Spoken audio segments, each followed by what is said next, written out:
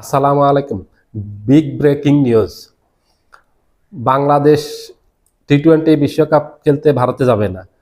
এবার পাকিস্তানও মোট দিয়েছে, বাংলাদেশ যদি টি-20 বিশ্বকাপ খেলতে না যায় তাহলে পাকিস্তানও টি-20 বিশ্বকাপ বয়কট করবে।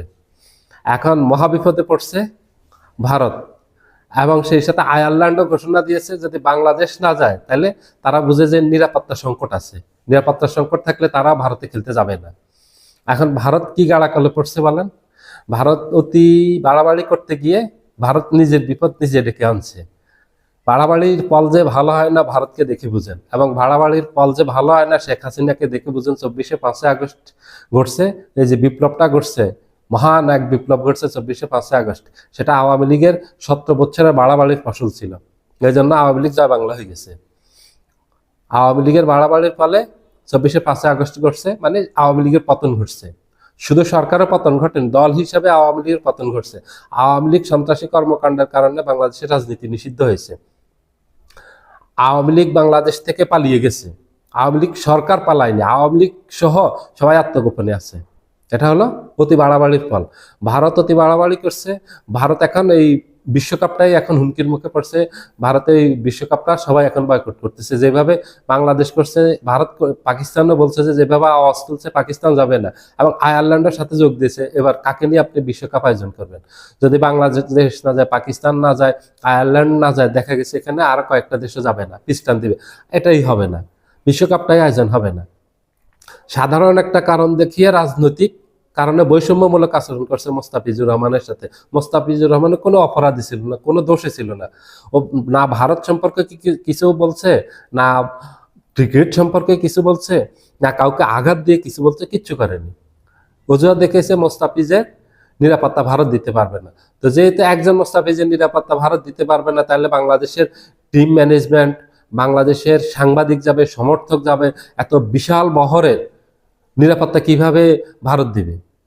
বাংলাদেশে এটা তো যৌক্তিক, এটা যৌক্তিক কথা, যৌক্তিক একদম পুরো। এখানে কোনো অযৌক্তিক দাবি বাংলাদেশ করেনি। বাংলাদেশ ভারতে যাবে না এটা ফাইনাল। কারণ গতকালকে বিসিবি সভাপতির সাথে মিটিংয়ে বসছে, এবং ক্রীড়া উপদেষ্টার সাথে মিটিংয়ে বসছে আইসিসি প্রতিনিধি। স্পষ্ট ক্রীড়া উপদেষ্টা জানিয়ে দিয়েছেন এবং বিসিবির সভাপতি জানিয়ে দিয়েছেন বাংলাদেশ ভারতে খেলতে যাবে না, বাংলাদেশের ভেন্যু পরিবর্তন করতে হবে, শ্রীলঙ্কা নিতে হবে। এবার সেটার সাথে একাত্মতা ঘোষণা করছেন পাকিস্তান, পাকিস্তান ক্রিকেট বোর্ড। যে বাংলাদেশ যে কথা বলছে সেটা বাংলাদেশ যুক্তিক কারণে সেটা বলছে, সেটাতে আমাদের সমর্থন আছে। এটা সমর্থন অনেকেই জানাবে, অনেক দেশে জানাবে, যেহেতু বাংলাদেশ এটা অযৌক্তিক এবং কোনো মিথ্যাচার করেনি, কোনো গুজব এবং অবৈধ কোনো দাবিও করেনি। একেবারে পুরো বৈধ দাবি বাংলাদেশের এবং যৌক্তিক দাবি বাংলাদেশ তুলে ধরছে। এখন কিছু করার নেই। এখন মহাবিপদে ফাঁদে পড়ছে, গাড়াকলে পড়ছে ভারত। সবকিছুর ভিতরে এখন ভারত পড়ছে। এখন বিশ্বকাপে আয়োজন হয়তো হবে না। কেন মোস্তাফিজকে অযথা বাদ দিলেন? বাংলাদেশের সাথে আপনার কোনো সমস্যা নেই, ভারতের তো কোনো সমস্যা নেই।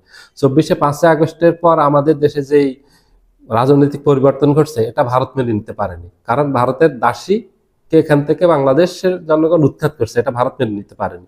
এই জন্য 24শে আগস্টের পর থেকে ভারত বাংলাদেশের সাথে একের পর এক যে শত্রুতা শুরু করেছে, একদম 5ই আগস্টের পরপরই কি করলো বাংলাদেশের সাথে ভারত বিমান যোগাযোগ বন্ধ করে দিল, রেল যোগাযোগ বন্ধ করে দিল, সড়ক যোগাযোগ বন্ধ করে দিল, ব্যবসা বাণিজ্য বন্ধ করে দিল, নৌ যোগাযোগ বন্ধ করে দিল, সব বিচ্ছিন্ন করে ফেলল বাংলাদেশ থেকে। কেন? আপনাদের সাথে তো বাংলাদেশের কিছু হয়নি, ভারতের সাথে।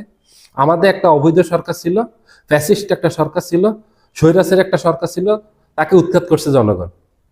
আপনার সমস্যা কি? এটা তো বাংলাদেশের আভ্যন্তরীণ সমস্যা। আপনি বাংলাদেশের সাথে শত্রুতা করেন কেন? তারপর বর্ডারে একের পর এক হত্যাকাণ্ড ঘটিয়ে চলছে এখন পর্যন্ত।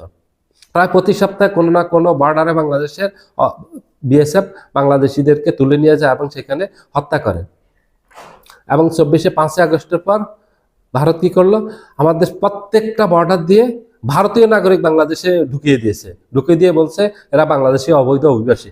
পরে বিবিসি এবং ভারতীয় এনডিটিভি তারা অনুসন্ধানে রিপোর্ট করে দেখছে যে এরা ভারতীয় নাগরিক, ভারতের বিভিন্ন প্রদেশ থেকে তাদের তুলে আনা হয়েছে, এনে বাংলাদেশের ভিতর ঢুকিয়ে দেওয়া হয়েছে।